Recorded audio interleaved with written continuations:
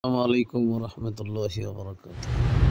আসলে আমি অবাক হয়ে গেলাম যে শিক্ষক আমার ছেলে এখন কিন্তু মাদ্রাসা বন্ধ, সে মাদ্রাসায় আসছে। তো আমি একটু শুয়ে আছিলাম, হঠাৎ করে দেখি সে জায়নামাজ দিয়া উনি একে একে নামাজ পড়তেছে। দেখেন সুন্দর করে নামাজ পড়তেছে। আগে পশ্চিম দিকে ফিরে নামাজ পড়ছে, পরে পূর্ব দিকে ফিরে।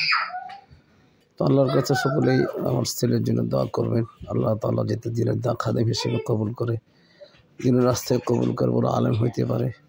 আমার দিকে খুব ভালো লাগলো। আল্লাহ এরকমভাবে যে নামাজের গুরুত্ব তার ভিতরে চলে আসে, আল্লাহ তাআলা যাতে দিনের রাস্তায় তাকে কবুল করে। কত সুন্দর নামাজ পড়তেছে, ধ্যানে রুকু করতেছে,